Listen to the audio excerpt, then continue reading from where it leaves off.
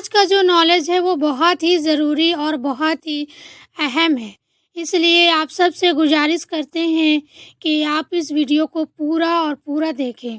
ابھی تک اس سے پہلے ہم لوگوں نے یہ جانا کہ زمین و آسمان اور زمین و آسمان کے درمیان جو کچھ ہے وہ کس طرح سے بنی ہے اور اس کے کیا کام کاج ہیں، اور اس دنیا میں اللہ کی بنائی ہوئی ایک بہت بڑی خاص اور اہم شخصیت ہے، اور وہ ہے انسان۔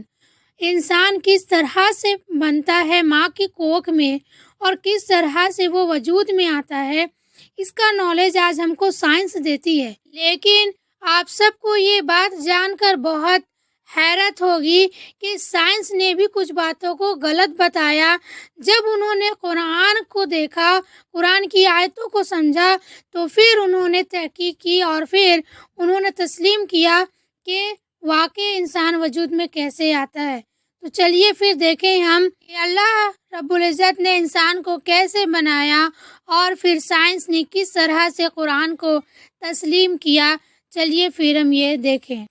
اب ہم ذکر کریں گے ایمبریولوجی کے بارے میں۔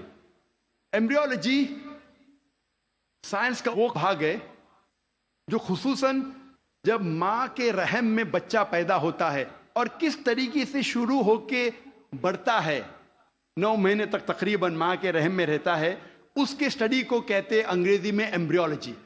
ماں کے رحم میں جو بچہ پیدا ہوتا ہے، آہستہ آہستہ بڑھتا ہے، اس کے سٹڈی کو انگریزی میں کہتے ہیں ایمبریولوجی۔ کئی اربوں نے جتنے بھی قرآن مجید کی آیتیں ہیں جو ایمبریولوجی کے بارے میں ذکر کرتی ہے اور حدیث ہے، اس کو اکٹھا کیا اور قرآن مجید کی آیت کے اوپر عمل کیا۔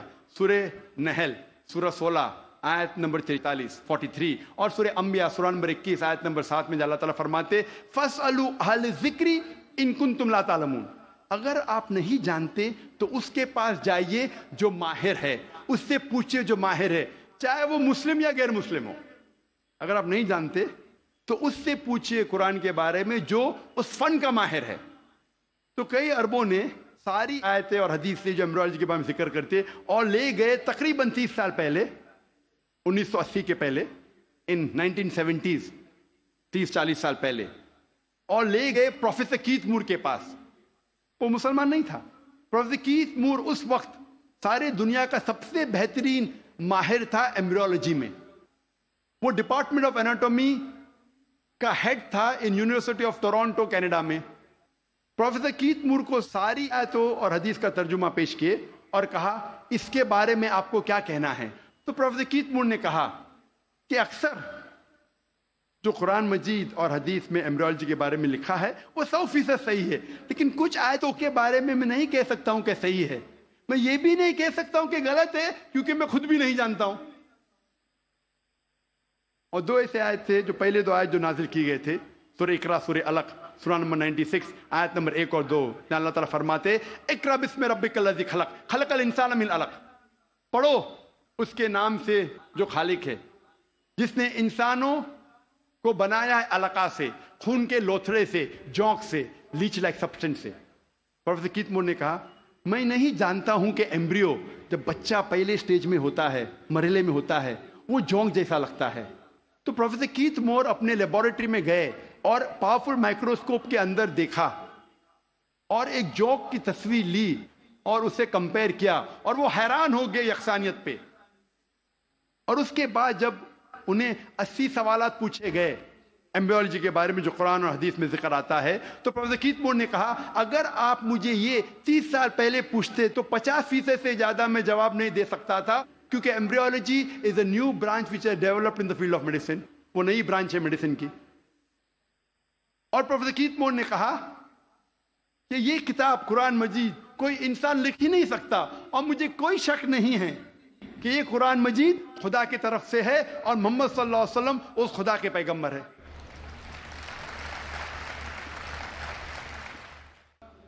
اللہ تعالیٰ فرماتے ہیں سورہ طارق میں سورہ نمبر 86 میں 86 آیت نمبر 5 6 7 میں کہ انسان نہیں سوچتا وہ کس سے بنا، وہ ایک سیال قطرہ سے بنا جو گرا اس جگہ سے ریڑھ کی ہڈی اور پسلی کے بیچ۔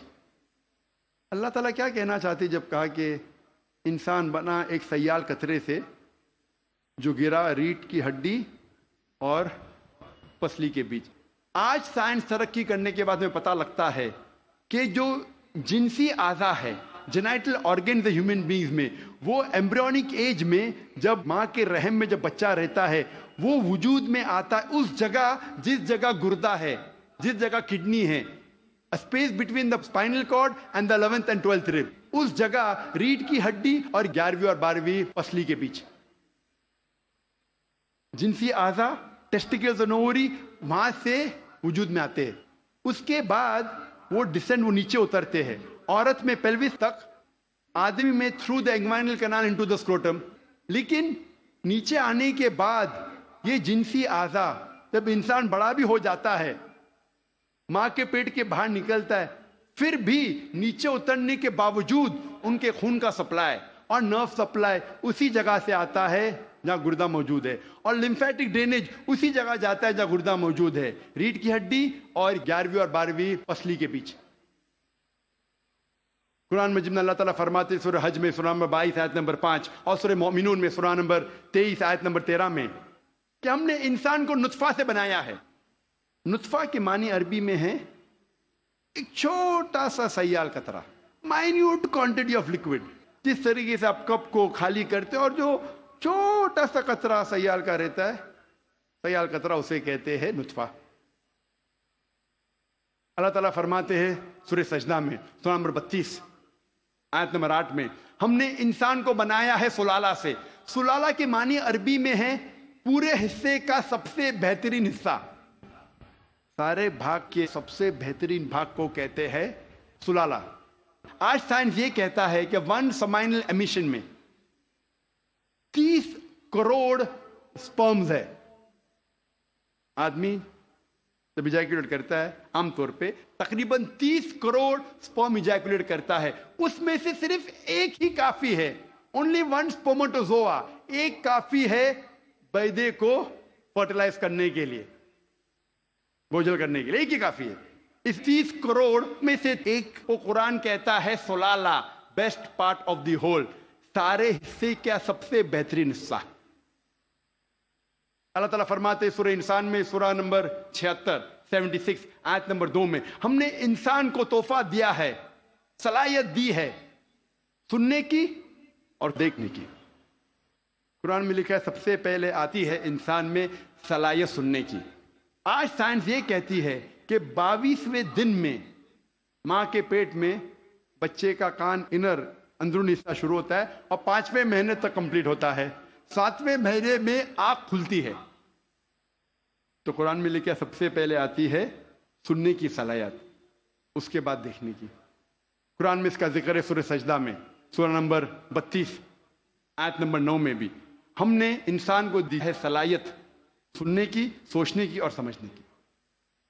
قرآن مجید میں جب جینٹکس کے بارے میں ہم پڑھتے ہیں، آج سائنس یہ کہتی ہے کہ جو انسان کا جنس ہے وہ آدمی کے سیال سپرم پہ ڈیپینڈ کرتا ہے، منی پہ ڈیپینڈ کرتا ہے.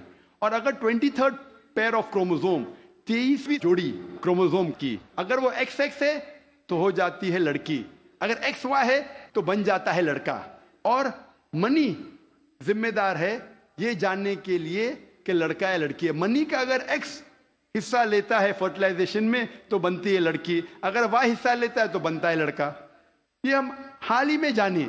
قرآن مجید میں اس کا ذکر ہے 1400 سال پہلے سورہ نجم میں سورہ نمبر 53 آیت نمبر 45-46 میں اللہ تعالیٰ فرماتے ہم نے انسان کو جوڑے میں بنایا ہے، میل اینڈ فیمیل، جنس میں مذکر اور مؤنث، ایک قطرے سے جو آدمی سے آتا ہے، عربی میں لکھا ہے تمنا. اس کا ذکر ہے سورہ قیامہ میں سورہ نمبر 75 سورہ نمبر 75 آیت نمبر 37-39.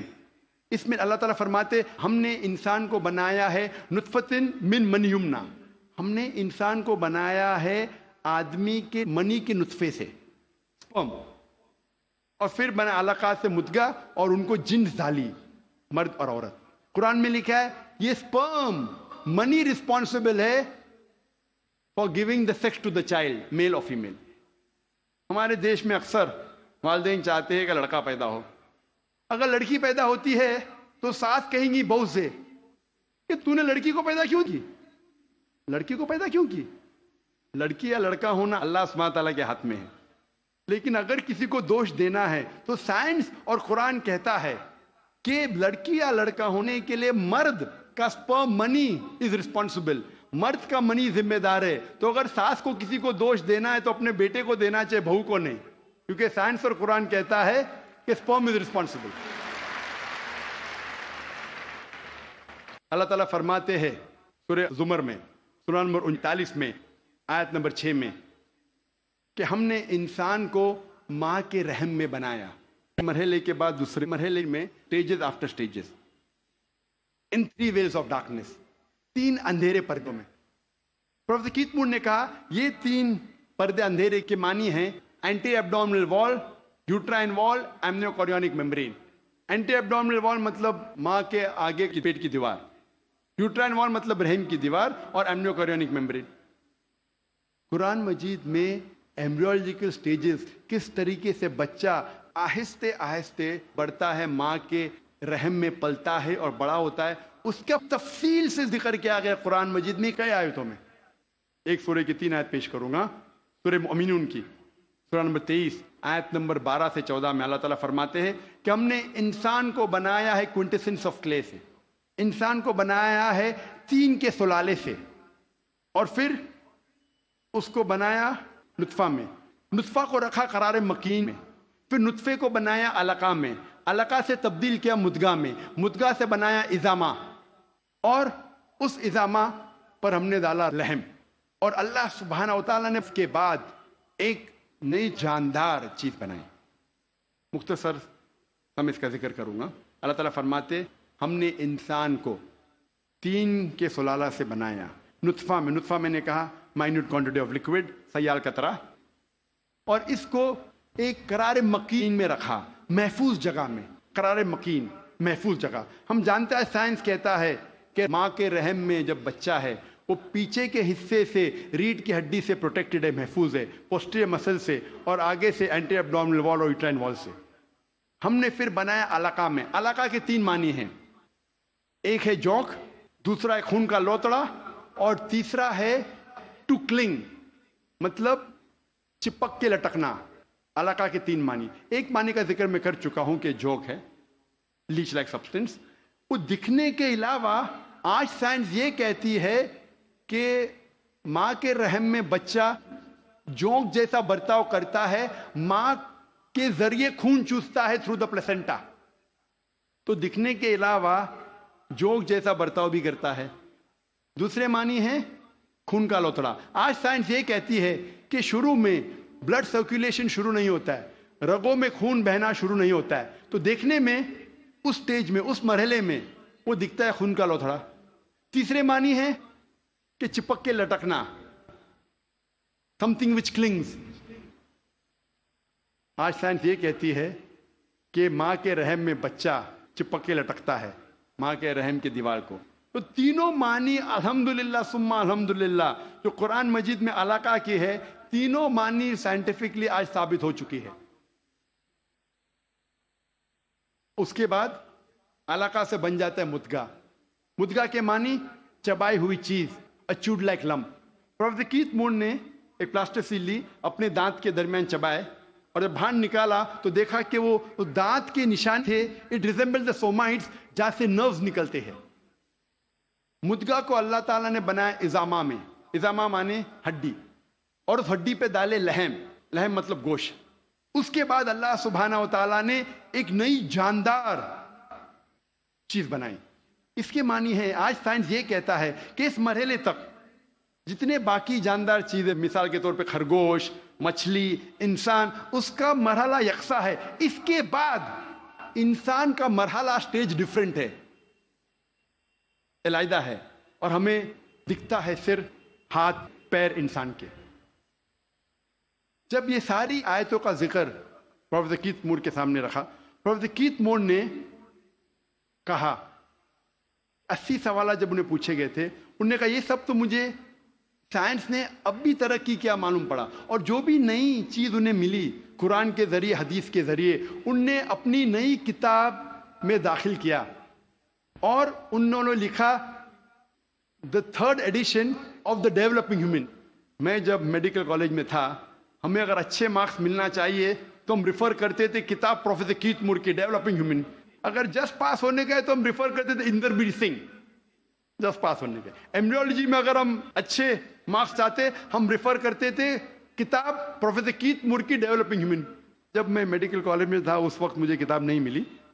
تھرڈ ایڈیشن، ان نے نئی چیز جو ملی قرآن اور حدیث کے ذریعے انہیں اپنی کتاب میں داخل کی، جس کے لیے انہیں ایوارڈ ملا تھا best medical book written by single author in that year. سب سے بہترین طب کی کتاب جو کسی ایک لیکھک نے لکھی، اور یہ کتاب کا ترجمہ کئی زبانوں میں ہو چکا ہے. اللہ تعالیٰ فرماتے ہیں سورہ حج میں، سورہ نمبر 22 آیت نمبر 5 میں، کہ ہم نے انسان کو بنایا علقہ سے، علقہ سے بنایا مدغہ، کچھ اعضاء بنے ہوئے کچھ نہیں بنے ہوئے، some organ formed some not formed. جب یہ آیت کا ترجمہ دکھایا گیا تھا پروفیسر مارشل جانسن کو، جو Thomas Jefferson University Philadelphia U S A کے جو ڈین تھے، انہوں نے کہا اگر اس مرحلے پہ ہم کہیں گے کہ یہ پورا انسان ہے، پورے اعضاء بنے ہوئے ہیں، تو غلط ہے، کچھ اعضاء نہیں بنے. اگر ہم کہیں گے یہ پورا انسان نہیں ہے تو یہ غلط ہے کہ کچھ اعضاء بنے ہیں. تو قرآن مجید میں جو تفصیل سے ذکر آتا ہے کہ some organ formed some not formed, اس سے بہترین ڈسکرپشن کوئی میڈیکل کتاب میں آپ کو نہیں ملے گی. Partly formed and partly unformed, some cell differentiated some undifferentiated. وقت کی قلت ہونے کی وجہ سے صرف اور 2 سائنٹیفک حقائق کو پیش کروں گا میں. اللہ تعالیٰ فرماتے سورہ قیامہ میں، سورہ نمبر 75، سورہ نمبر 75 آیت نمبر 3 اور 4 میں، انکار کرنے والے جب کہیں گے اللہ سبحانہ و تعالیٰ آخرت کے دن میں ہماری ہڈیوں کو کیسے جوڑے گا. ہم جانتے ہیں مرنے کے بعد دفن ہو جاتے، ہڈیاں مٹی میں مل جاتی ہے، ڈسنٹیگریٹ ہوتی ہے، تو اللہ تعالیٰ آخرت میں ہماری ہڈیوں کو کیسا اکٹھا کرے گا، کیسے ہمیں پہچانے گا. اللہ تعالیٰ کہتا ہے کہ ان سے کہو کہ اللہ سبحانہ و تعالیٰ صرف ہڈیوں کو اکٹھا نہیں کر سکتا، لیکن آپ کی انگلیوں کے پور پور کو پھر سے بنا سکتا ہے. اللہ تعالیٰ کیا کہنا چاہتے ہیں کہ ہڈیوں کو صرف اکٹھا نہیں کر سکتا، لیکن آپ کی انگلیوں کے پور پور کو پھر سے اکٹھا کر سکتا ہے. سن 1880 میں سر فرانسس گولڈ نے ایجاد کیا فنگر پرنٹنگ میتھڈ، اور کہا کہ کروڑوں لوگوں کے درمیان 2 لوگ میں یکساں فنگر پرنٹس نہیں ہیں. اور آج ہم فنگر پرنٹنگ میتھڈ استعمال کرتے ہیں مجرم کو پکڑنے کے لیے. انٹرپول کرتی ہے، پولیس کرتی ہے، CID، FBI، CIA، جاننے کے لیے مجرم کون ہے.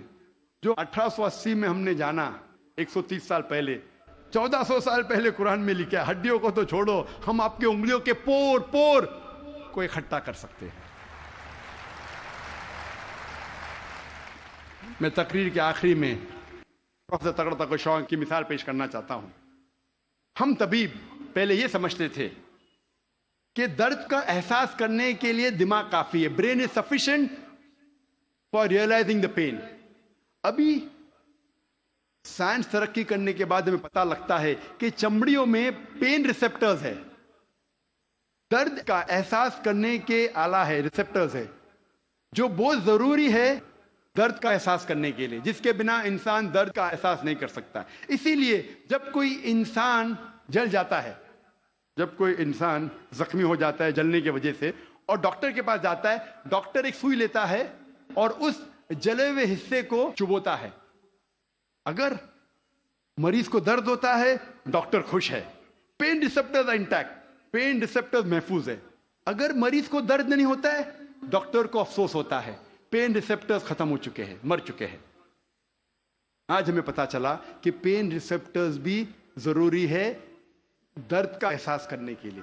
قرآن مجید میں کہا گیا ہے سورہ نساء میں، سورہ نمبر 4 آیت نمبر 56 میں، آیت نمبر 56 میں، جو لوگ ہماری نشانیوں کا انکار کرتے ہیں ان لوگوں کو ہم آخرت میں آگ میں ڈالیں گے اور جتنی بار ان کی چمڑیاں جلیں گی اتنی بار ہم ان کو نئی چمڑی دیں گے تاکہ وہ درد کا احساس کر سکے.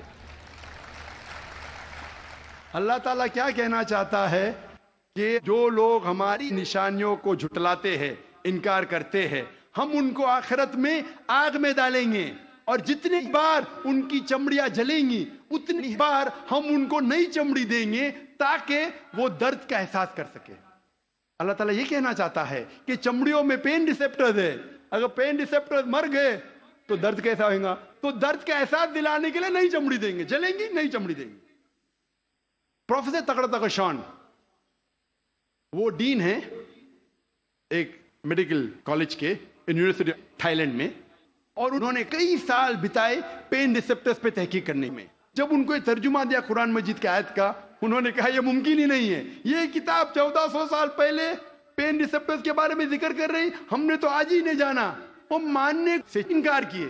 پھر اس کے بعد جب تحقیق کی، دوسرے سائنٹسٹ سائنسداں سے چیک کیا کہ ترجمہ صحیح تھا، اتنے متاثر ہوئے کہ 8ویں کانفرنس ریاض میں سائنٹیفک سائنس آف قرآن میں، اس کانفرنس کے بیچ ہی پروفیسر تکڑا تکشان نے شہادت دی اور کہا لا الہ الا اللہ محمد رسول اللہ، نہ کوئی معبود اللہ کے علاوہ، اور اس کے آخری پیغمبر محمد صلی اللہ علیہ وسلم میں. وآخر دعوانا الحمدللہ رب العالمین. اللہ اکبر، اللہ اکبر، اللہ اکبر کبیرہ. بے شک اللہ سب سے بڑا ہے اور اس نے اس بات کو ثابت کر دیا ہے. قرآن مجید میں تمام باتیں موجود ہیں جیسے کہ اب تک کے ویڈیو میں بالکل ثابت ہو چکا ہے. رام دیو بابا نے انگلی اٹھائی تھی قرآن مجید پر کہ قرآن میں سائنس نہیں ہے. اب جب جواب مل چکا ہے قرآن مجید سے تو مجھے لگتا ہے کہ رام دیو بابا کو اپنی غلطی ماننی چاہیے، اور اس بات کا میں شکر ادا بھی کرتی ہوں رام دیو بابا کا کہ آپ نے انگلی اٹھائی، کیونکہ آپ کے ذریعے ایسے بہت سارے لوگ ہیں جن کو اسلام کا پیغام مل چکا ہے اور اسلام کو اور بہتر طریقے سے جان چکے ہیں. قرآن مجید انسانیت کے لیے ہی نازل ہوئی ہے اور یہی ایک واحد کتاب ہے جو ہم کو سیدھے راستے میں چلا سکتی ہے. اب تک کے ہم نے جتنے بھی ویڈیو اپلوڈ کیے ہیں اس میں سائنس، فزکس، کیمسٹری تمام چیزیں ثابت کر دی گئی ہیں. اب میں دعوت دیتی ہوں تمام لوگوں کو کہ سب قرآن کی طرف لوٹے، کیونکہ قرآن مجید صرف مسلمانوں کے لیے نازل نہیں ہوا ہے، یہ دنیا کے تمام لوگوں کے لیے نازل ہوا ہے. اور ہم سب ایک ہیں، ہم سب ایک ہی آدم علیہ السلام، حوا علیہ السلام کی اولاد ہیں.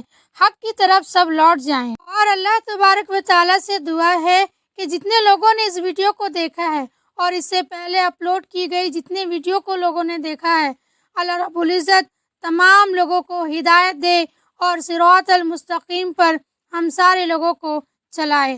آمین.